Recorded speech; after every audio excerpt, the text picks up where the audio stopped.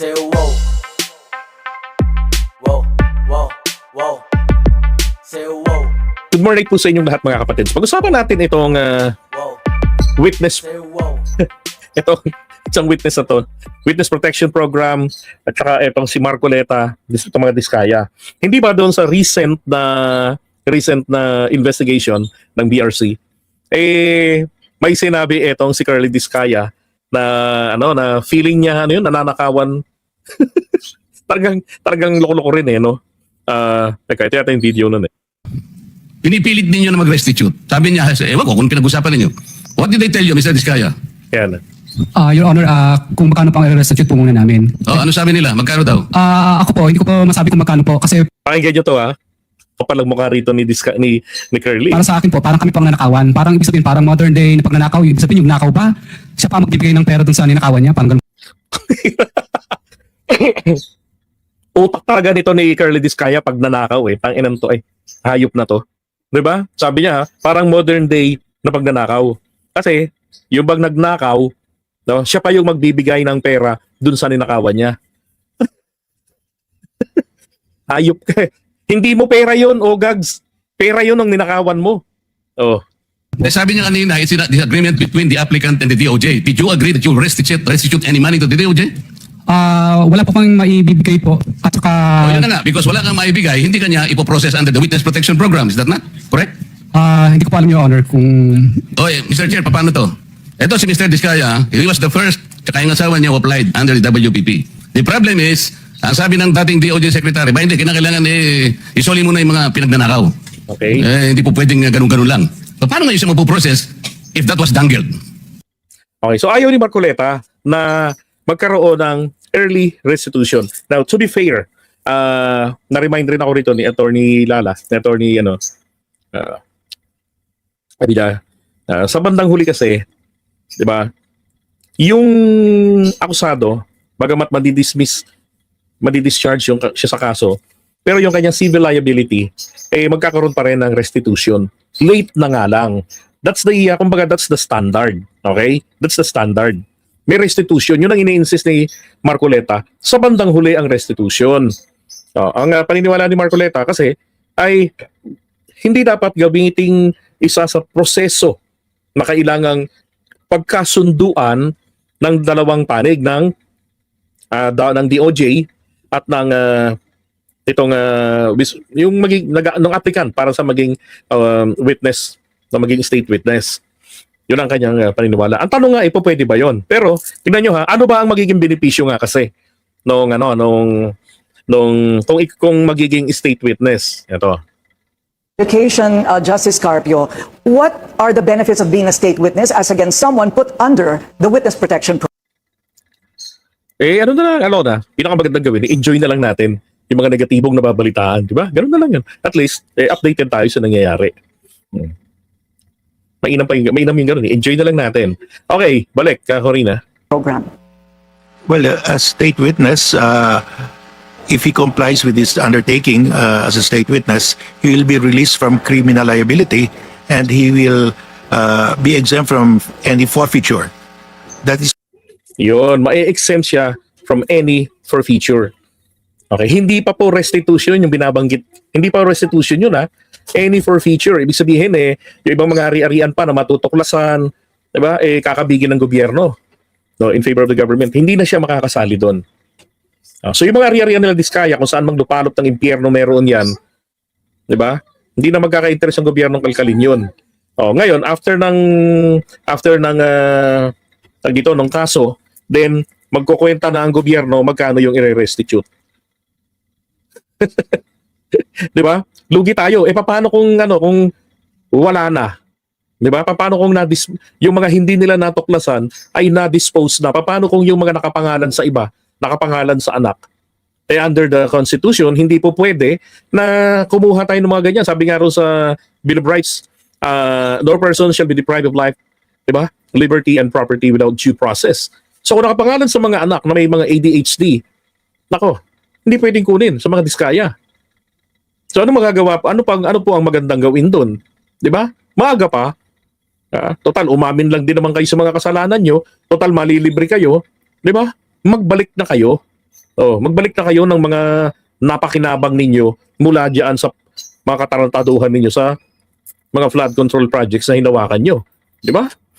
That's why the tact of the policy of DOJ and the Ombudsman will be to ask for restitution from them before the agreement is signed. That's why you will see, for example, Yusek Bernardo returning the money or committing to return a certain amount. Because the moment you become a state witness and you comply with your undertaking to testify, the result is that you are not only released from criminal liability, but you are also exempt from being subjected to forfeiture. In other words, I see. the government will not take anything from you anymore. That's why the important thing there is in the agreement with the state witness, he will commit how much he will return. Okay, diba? Maliwanag. Kaya sabi ko mas mainam pa yung ganon. Ito yung pakiramdam ni Diskaya. Mas feeling niya pa ha, sila pa yung ninanakawan. Gago rin ano. Ako na andyan, ang sarap. Ako senador. Pwede kong batuhin yan eh. Ng gavel. Hindi naman ako makakasuhan pag binato ko ng gavel yan eh. Ang mangyayari lang dyan, again, if I'm a senator, I can do that. Pero sa ethics committee naman ako ng Senate, mga mananagot. Pero hindi ako pwede kasuhan sa labas ng Senado. Kasi committee hearing yan, may immunity yan. Sarap kaltok ang utak. Puro pagdanakaw ang nasa utak ni Diskaya. Yung pagsusuli ng bahagi ng mga napakinabang nila sa nakawan, sinalihan nila. Feeling niya pa, sila pa yung nananakawan. Gagong puta. Pakainit ng ulo, mapapamura ka talaga. Ngayon, sabi rito, Witness Protection Program, gusto. Sa uli pera, ayaw. Di ba? Did you agree that you restitute any money? Wala pa pong maibigay po. Kasi kaya wala pang maibigay, nag-advance kasi yung mga, di ba, naalala niyo yung kwento ng mga allocables. Okay? Yun pong allocables, ito po ay ito yung mga allocations sa mga kongresista, sa mga politiko natin. Ngayon, ang gagawin nila ngayon, imbis na ito ay ipadaan sa legit na bidding, ang mangyayari, i-allok na nila ito sa mga contractors na na ibibigay ko sa inyo to, magbibiding-bidingan tayo, pero kailangan mag-advance ka na ng deposito sa akin para naka-reserve na sa iyo to. Ganon. Nangyari, naniningil itong si Curly Diskaya sa kanila na magsole ng ibinigay niya 60 million, diba? Kaya sinasabi nun, ng iba, kakasuhan siya ng extortion kasi anong nangyari, chinetext niya sila para singilin. Ayaw namang magbigay kasi kapag nagbalik sila ng pera, may ebidensya kung makuha yung cellphone ni Diskaya at nandun nakipag-agreement sila na magbibigay ng pera sa kanya, magbabalik. Hindi matibay ng ebidensya na may ninakaw nga sila, na meron nga cash advance, meron nga talagang pagpaplanong nangyari prior doon sa proyekto. Nangyari, bulabog sila ngayon itong ginawa ni PBBM. Diba? So feeling ni Diskaya, lugi siya. Kaya wala pa raw po siyang maibigay. Sa banat ito ni Marcoleta. Yun na nga. Because wala kang maibigay. Kung wala kang maibigay, hindi ka ipaprocess under the Witness Protection Program. Okay lang naman, hindi process. Bakit? Hindi lang naman po mga Diskaya ang pwedeng makunan ng mga dokumento na yan.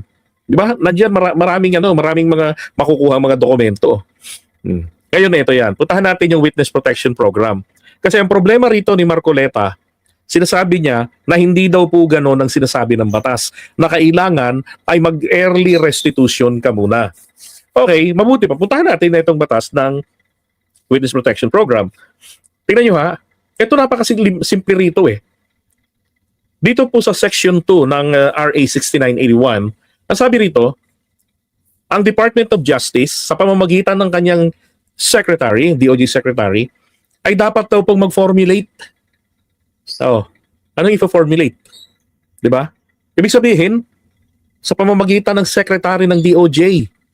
So it is up to the DOJ secretary kung paano yung mga magiging diskarte, di ba, para dito sa pagpapatupad ng Witness Protection Program. Pursuant to and consistent with the provisions of this act. Yung early restitution, wala po kayong mababasa sa RA 6981 na nagsasabing bawal ang early restitution. At kapag hindi po binawal ng batas, hindi po ito masasabing illegal. Na gaya ng gustong palitawin ni Marcoleta na itong Department of Justice is bending the law. And again, bending the law cannot be tantamount to breaking the law. Okay? Alitin ko na naman. Yung bending the law ay hindi po maipapakahulugan ng paglabag sa batas. Naalala nyo yung isang traffic enforcer na hindi ko na itabi yung picture eh. Lumuhod sa kanya yung binata, yung binatilyo na walang student driver's license pero nagdadrive ng motor. Nung masita, nagmakaawa sa kanya, lumuhod. Ano una sa batas? Kapag ka nagdadrive ng walang driver's license, anong gagawin doon? Di ba? Patitikitan yon. O, kung minor, papatawag yung kanyang mga magulang. Di ba? Ano mangyayari doon sa motor? Kung hindi lisensyado yon, i-impound. Kung lisensyado naman yon, then may kakibat na parusa para doon sa may-ari ng motor. Ang ginawa ng mama, in-apply niya yung compassion. Ang ginawa ng traffic enforcer, pinagbigyan niya yung nagmamakaawang binatilyo. At ito pa, tinulungan niya mag-apply ng student driver's license. Oh. That's bending the law, but not breaking the law. Because ang purpose ng batas is correction. Di ba? Corrective ang kanyang purpose. Doon na itama yung pagkakamali ng bata. Nakakuha siya ng student driver's license. And after a month, pwede na siyang mag-resume sa pagmamaneho ng kanyang ginagamit na motorsiklo. Di ba? Kung tinikitan yun, yung pambayad ng ticket, pwede pa sanang magamit pangkuha ng driver's license. Ganun pa ibig sabihin ito. So dito, hindi nga po ito bending the law eh. Kasi po pwedeng mag-formulate. Oh. Ito pa. So section 5, sabi rito, memorandum of agreement with the person to be protected. Sabi sa letter D, to comply with legal obligations and civil judgments against him. Ito yung sinasabi ko, na kapag na-dismiss na, kasi kailangan sampahan sila ng kaso eh. Kailangan sila sampahan ng kaso. Kapag nasampahan ng kaso, i-withdraw yung kaso laban sa kanila. Hindi, sabi ni Carpio, they will no longer be subjected to civil forfeitures. Ibig sabihin, hahalughugin yung mga assets nila, ang matutuklasan ay kakabigin ng gobyerno. So, hindi na po mangyayari sa kanila yon. Hindi na tayo makakabawi ng malaki. So, kung alin yung available, alin yung na-freeze, so paano kung ang na-freeze ay bank accounts lang? Doon lang i-determine ng korte kung magkano yung i-restitute, bandang huli pa. Paano nga kung naubos, napunta na sa pambayad ng abogado? Diba? Na bago pa na-freeze, yung kapirahan niya na-transfer niya na sa ibang bank account. No, para nga naman may abogado siya. Diba? Kaya nga, ang sabi rito, to comply with legal obligations. At hindi naman po nangangahulugan na naging part ng proseso ang early restitution, yung maagang pagsasauli ng mga nakulimbat, illegal na po yun. So kapag nagkaroon ng kasunduan, yan na po yung legal obligation niya na. Nasundin niya yun, tuparin niya. Na mag-tell all, diba? Maging matapat, sabihin na lahat. Tapos, requirement, di sige. Total, umaamin ka na sa mga kasalanan mo, lintik ka, malilibre ka pa. Magbalik ka naman ng nakulimbat. Diba? Yun ang problema. Gusto ng proteksyon, pero ayaw magbalik nakaw. Diba? Ayaw magbalik ng nakaw na pera. Yung mga ill-gotten wealth nila.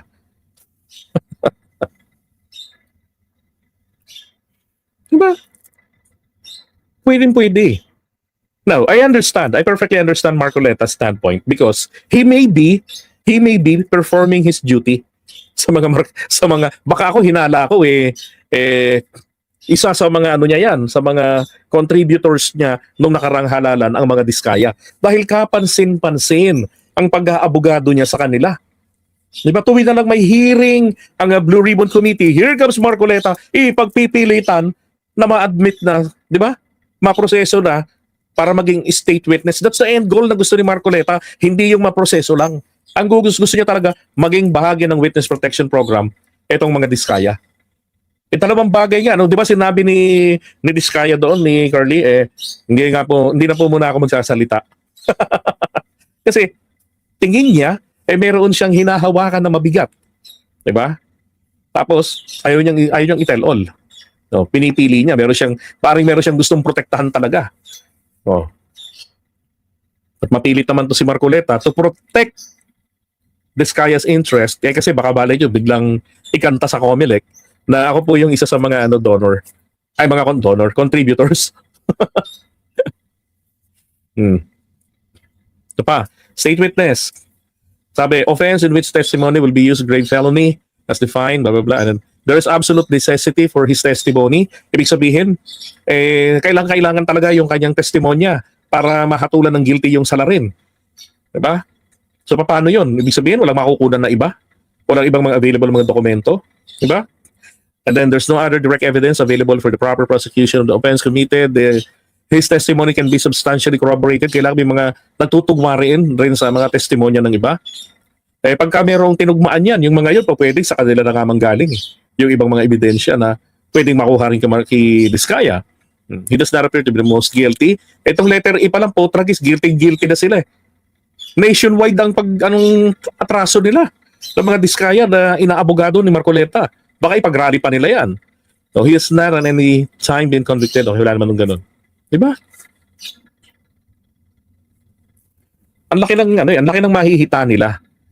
Bakit hindi man lang i-insist dito ni Marcoleta yon na sumunod ka sa proseso ng Department of Justice para sa sa application ninyo. Total, nag-apply naman kayo. Di ba? Paano siya mapoprocess to begin with? May I be allowed to respond now, Mr. Chair? PG. Ayan na. Thank you, sir. Sir, Mr. Chair, una, sabihin ko lamang po na kasinungalingan po yung sinasabi ni Mr. Diskaya na agad-agad silang sinabihan na magsoli ka. Ang pinag-uusapan po dito, bago man lang makapagsabi ng ganon, kailangan munang makita kung ano ang gusto at kayang sabihin at patunayan ni Mr. Diskaya at ni Mrs. Diskaya doon sa kanilang salaysay. Pero hindi po sila nakikipag-ugnayan sa Ayun. Hindi sila nakikipag-ugnayan sa Department of Justice. department. Kaya hindi po sila mabigyan ng kaukulang proteksyon at hindi po ma-process yung kanilang application. So yung sinasabi po ni Mr. Diskaya, from the hearing of November 14 in the Senate Blue Ribbon Committee, there was never a chance or an opportunity that Mr. Diskaya and or counsel even approach the department despite the proddings of the chairman. Mr. Alam niyo, mas gusto ko to si Padulyon ha. Mas matapang itong sumagot kaysa kay Boying eh. Mas matapang ito. Kasi Boying medyo nangingilag nun eh. Because baka ayaw niyang maapektuhan yung kanyang application para sa ombudsman. Di ba? Maisama siya. Sir, ano ba yung title mo? Pinapatulan talaga niya ito ni Fadulyon si Marcoleta eh. Mr. Prosecutor, Mr. PG na lang. Oh, Mr. PG. Ito ang gusto kong tanong. Walang prior restitution ayon sa batas. Anong pinagsasabi mo? Tanongin kita ngayon. Alam mo ba, kapag hindi sinabi ng batas na bawal, ay hindi bawal, ibig sabihin, pwede. Alam mo ba yun? Oh. Anong pinagsasabi mo? Hindi pinagbawal ng batas ang early restitution. Ibig sabihin, pwede. Ito pa, Maki. Bakit hindi kayo pumunta ni Marcoleta sa Korte Suprema at questionin ang early restitution? What do you think? Nung ako yung chairman pa dito, sila yung unang nag-apply. So dahil kailangan nila ng protection, it was incumbent upon the chairman na sumulat sa Senate President. And to add more, kaya po tayo gumagawa ng batas. O kaya po nagkakaroon ng mga batas. Kasi kapag ang isang hindi pinagbabawal na umiiral ay nakakapagpahamak na, nakakapinsala na, then kailangan ng i-regulate sa pamamagitan ng batas. Okay? Kaya po tayo nagkakabatas to maintain law and order. Alright? Hindi laging katuwiran yung sinasabi nila Marcoleta na wala yan sa batas. Pati ka pumunta ng Korte Suprema, ugok. At tanungin mo yung mga justices. Di ba? At bakit hindi mo ipa-invalid yung sinasabi doon sa sa Witness Protection Act, yung The DOJ, through its secretary, shall formulate and implement a witness protection, a security and benefit program. And then, ipa-invalid mo na rin ito para mabaliwala na ito to comply with the legal obligations. Ang kay Marcoleta kasi ito lang pinagpipilitan niya, civil judgments against him. Diba? Go to the Supreme Court. and Obligation. question That was the provision of law kasi. But even before they can do that, actually kasi nung sinasabi ko yon nung hearing, hindi ko na Hindi nila akalain mapapalitan na siya. Kaya lalong nagiging kaduda-duda rito si Marcoleta eh. 'Di ba? Imbis na unawain, 'di ba? Na sabi nga diyan na Fadulion, total makikinabang sila sa programa ng WPP. Ito namang pagbabalik nila ng mga nakulimbat nila ng maaga, kahit papano ay makompensate man lamang ang taong bayan na kanilang biktima. 'Di ba? Mainam hanggat nandyan pa yung urge for them na makasali, maka-avail ng benepisyo ng Witness Protection Program. Yung eager silang makalibre sa atraso nila at willing sila na mag-restitute. Di ba? Tanggapin natin. Tanggapin natin ito. Itong willingness nila. Isa pang titignan doon, yung kanilang testimonya kung valid ba yung mga sasabihin nila na talagang exclusive tipong kayo lang ang makukunan nito. Diba? Kayo lang yung may hawak na pruwebang magpapatunay. Diba? And then, pag kayo lang, pwede pala kayong makalibre. Edi total, bahagi ng umamin na kayo ng inyong guilt, ng inyong kasalanan. Ngayon, magbalik naman kayo ng mga nakulimbat nyo bilang pagpapakita ng sinseridad. Kasi po pwedeng gusto lang yung benepisyo eh. Diba? Tapos pagdating ng restitution eto na. Your Honor, yung marirestitute ko lang dito sa, ito na lang po yung natira eh. Naibayad ko na sa abogado ko eh. Patay. Yari na. Di ba? Yun na lang, yung na-freeze na lang ng bangkak ng korte. Alam niyo, yung mga magnanakaw sa gobyerno, hindi po yan hindi po yan nag-maintain ng isang bank account. Lahat ng bangko, may deposit yung mga yan. Multiple accounts yan under different names. Di ba? Kaya kung merong paraan para mapuwersa mo sila na mag-avail kayo nito pero magbalik ka ng pera. Go ahead. 'Di ba?